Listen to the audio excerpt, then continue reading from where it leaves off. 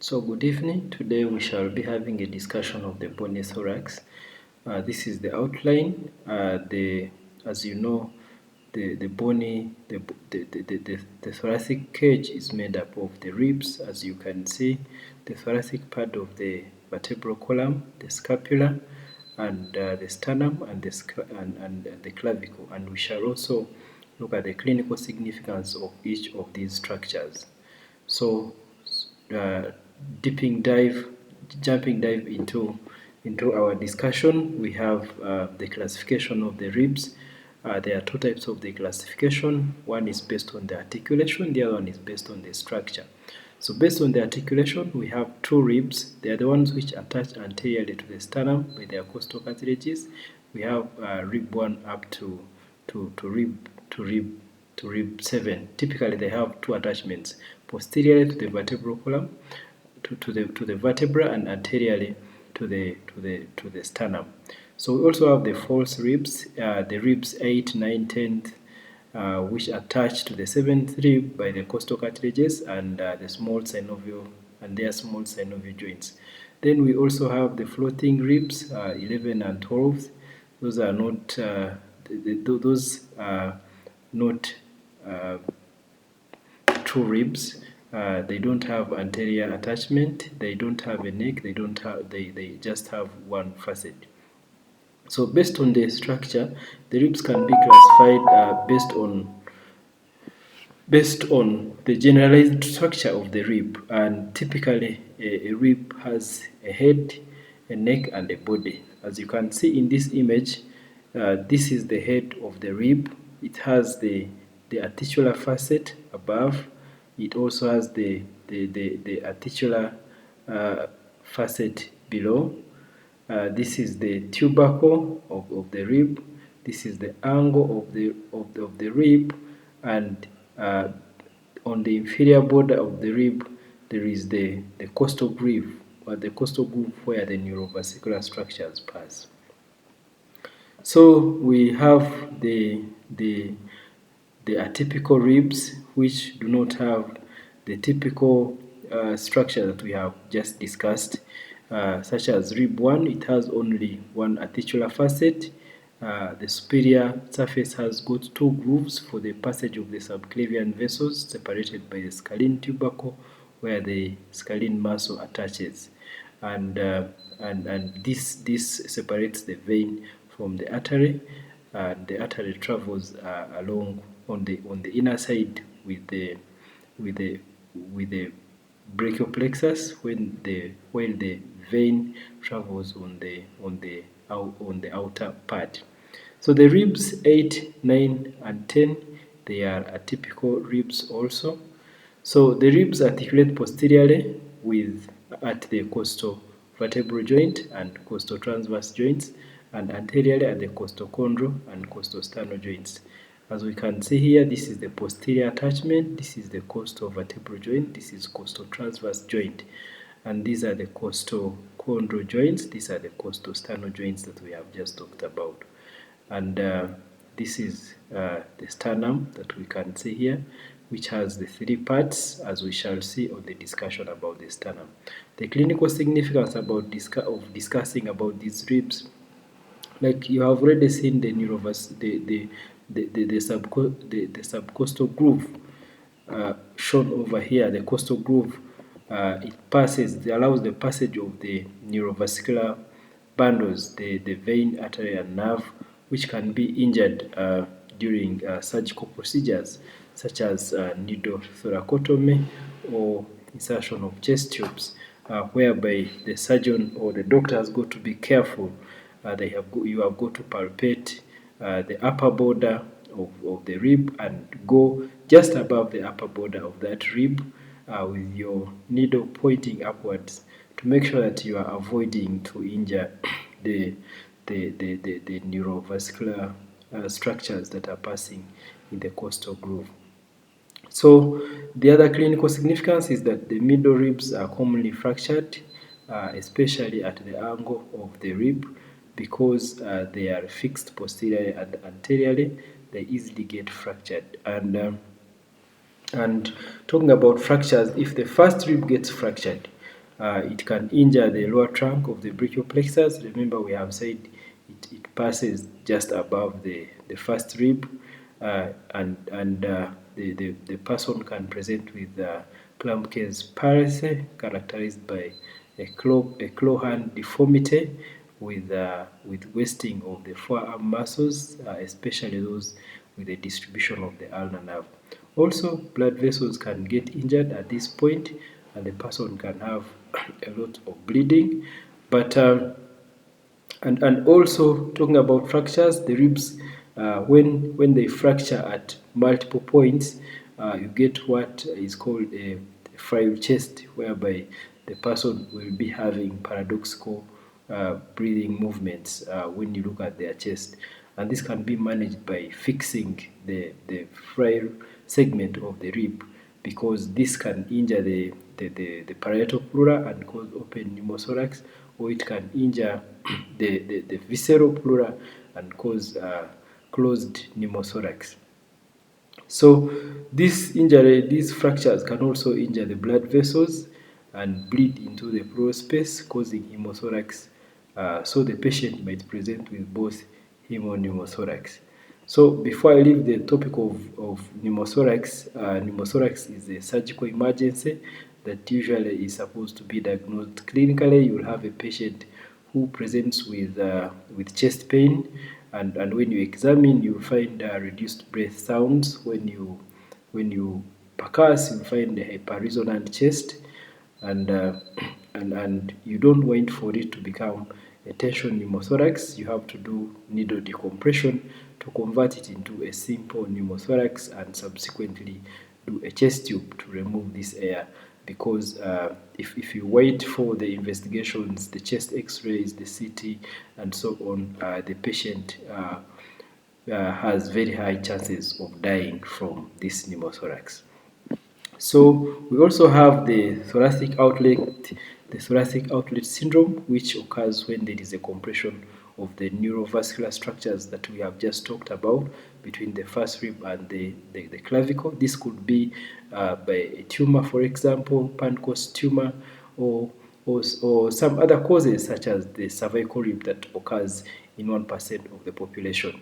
And the patient in this case will present to you with complaints of pain and numbness of the shoulder and upper extremity, and the upper extremity, more so in the distribution of the ulnar nerve. So this image over here, it shows, you can see this is the clavicle, this is the first rib, and this is the subclavian vessel that I have talked about. This is the artery, and this is the brachial plexus, which can easily get injured, or which can get compromised when you have thoracic outlet syndrome. So the other bony component that we shall discuss is the sternum, what is also commonly called by the layman, in the layman language, as the breastbone. So it is a flat bone. It is in the anterior midline, and the main job that it does is to stabilize the rib cage and protect the internal organs, and provides attachment for the muscles of the chest and the abdomen and the bones, just like we have discussed. So it is divided into three parts, as you can see.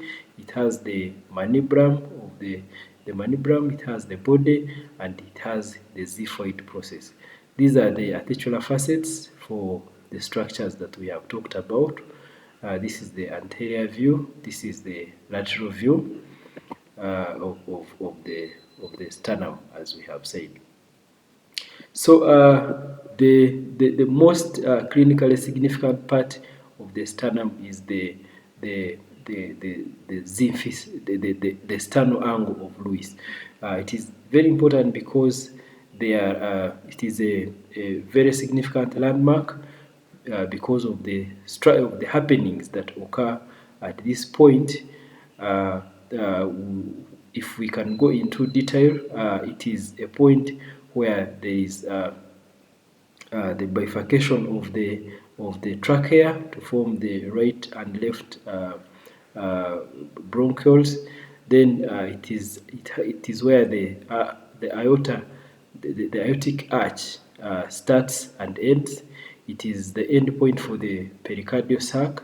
It is where the right and left pleural spaces meet. They meet at this point, but they never actually communicate. It is where the pulmonary trunk bifurcates. It is where I've just talked about the trachea. It is where the recurrent laryngeal nerve and the ligamentum arteriosum, the recurrent laryngeal nerve here, it curves it curves on the aorta and goes back up to supply structures in the neck. At this same point, you have the azygous vein draining into the superior vena cava and the thoracic duct draining into the left subclavian vein. So these are really very significant landmarks because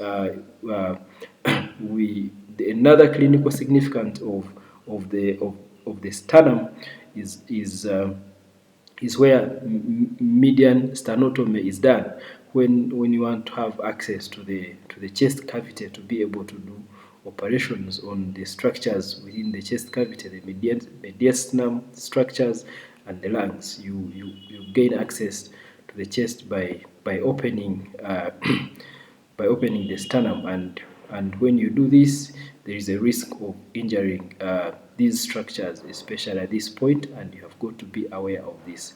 So after you have done this operation, you close the sternum with wire sutures or with staple wires.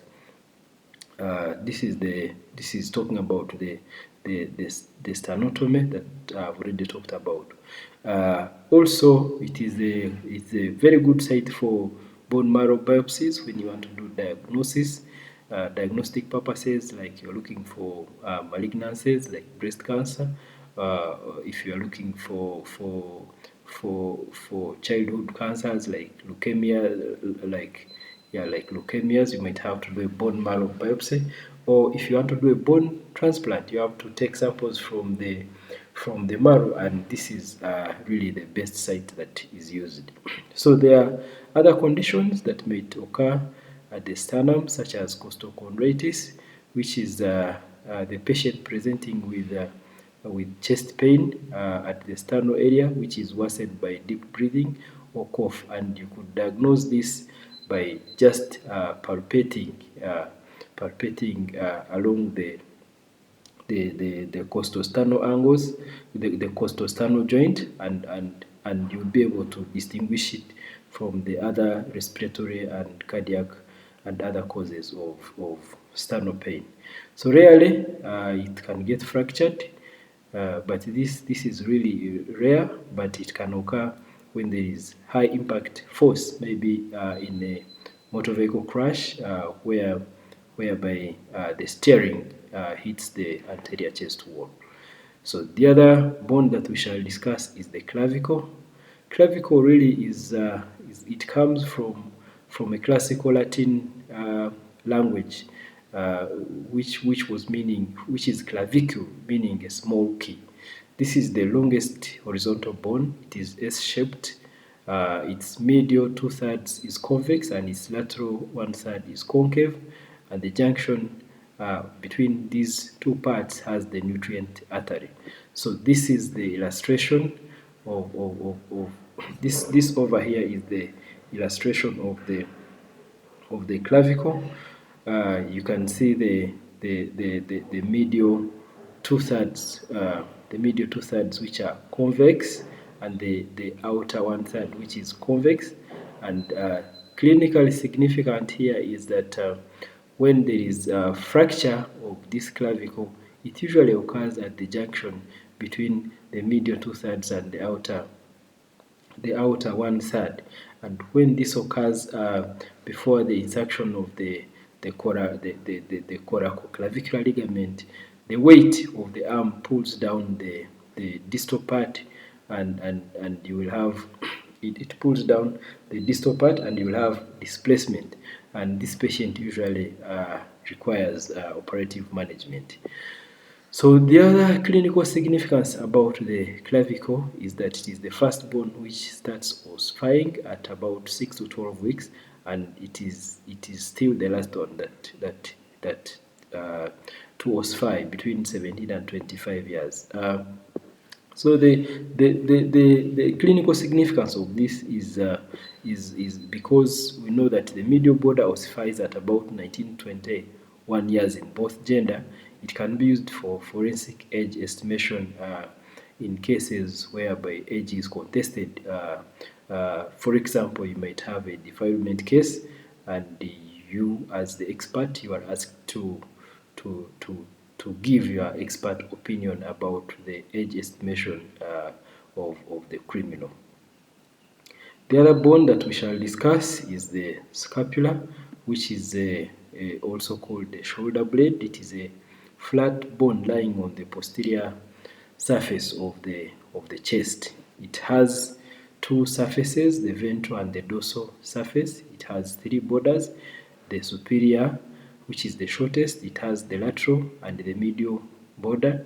It has three angles, the superior, the inferior, and the lateral angle. Usually the lateral angle is that point of the articulation with the humerus.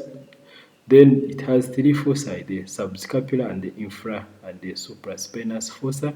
It has three processes: the spine, the coracoid process, and the acromion process. It has got three notches: the suprascapular notch, the spinoglenoid notch, and the circumflex scapular notch. It has got three tubercles: the supra and infraglenoid, and the tubercle of the spine.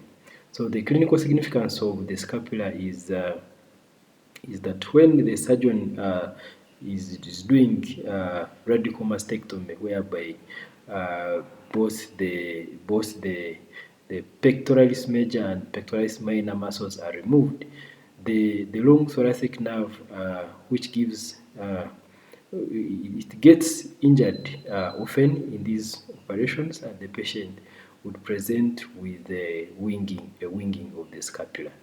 It rarely gets fractured, but it can get fractured if there is a high impact crash injury, but it is very rare for it to get fractured. You can have dysplasia of the scapula, especially if there is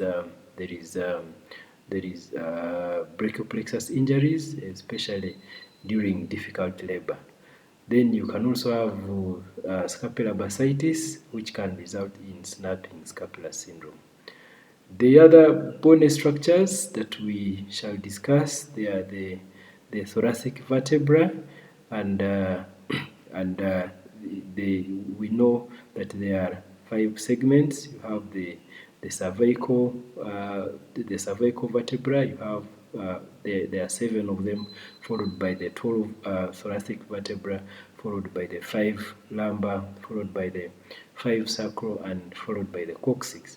But of our interest today, we shall be looking at the thoracic vertebra, which are 12 in number. They are numbered as T1 up to T12, separated by intervertebral disc, and they correspond to the ribs which they give attachment to.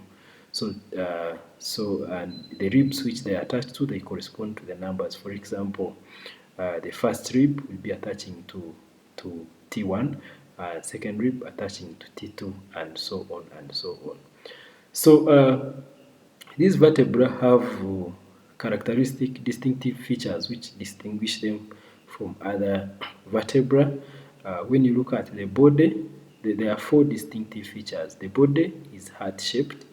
They have demifacets for articulating with the head of the ribs. They have costal facets for articulating with the tubercle of the ribs.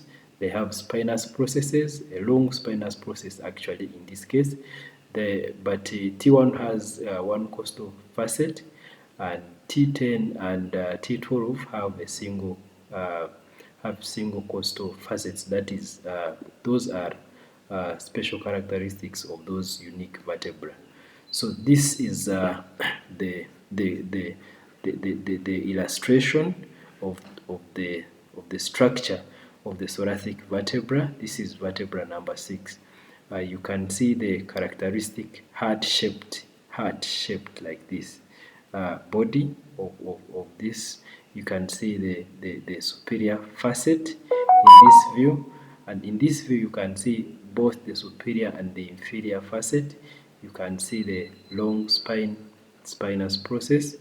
You can see the transverse process. This is not unique. So those are the unique structures that distinguish these vertebra from the other vertebra. This opening in here that you can see is the vertebral the vertebral foramen, where our spinal cord passes.